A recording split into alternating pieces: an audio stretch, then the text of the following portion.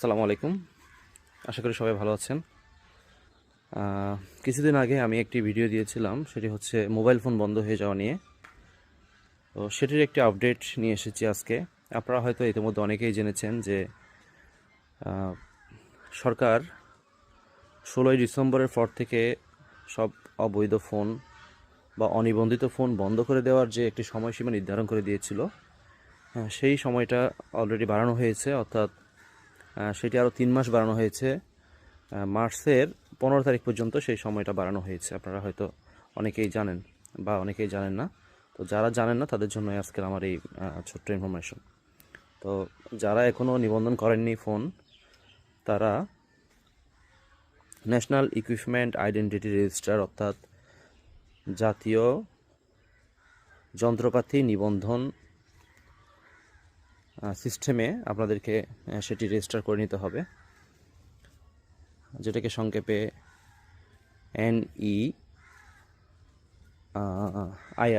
NEIR বলা হচ্ছে। সরকার এটা নতুন চালু করেছে। এনইআইআর এর মাধ্যমে বাংলাদেশের যত ধরনের যত মোবাইল ফোন আছে সবগুলোর যে আইএমই নাম্বার রয়েছে সেটাকে এখানে তালিকাভুক্ত করা হবে, যাতে অবৈধ ফোন আসা বন্ধ হয়, মোবাইল ফোন চুরি বন্ধ হয়, অথবা ফোন যে নকল হয়ে যায়, একই রকমের আইএমই দিয়ে অনেকগুলো ফোন চালানো হয়, সেগুলো যেন বন্ধ হয়ে যায়। সেজন্য সরকার এই সিস্টেমটি চালু করতে যাচ্ছে এবং এনইআর উদ্বোধন হবে 16ই ডিসেম্বর। 16ই ডিসেম্বরের পরে সবগুলো ফোন আস্তে আস্তে এনইআইআর এর মধ্যে তালিকাভুক্ত হয়ে যাবে। তো যে সমস্ত ফোন আগামী 15ই মার্চের ভিতরে নিবন্ধিত হবে না, সেগুলো কিন্তু বন্ধ হয়ে যেতে পারে। এটি কোনো গুজব নয়, এটি কোনো উদ্ভট আলোচনা নয়, এটি কোনো মন গড়া তথ্য নয়। আপনারা চাইলে আপনারা একটু নেটে সার্চ করে দেখতে পারেন অথবা নিউজে দেখতে পারেন।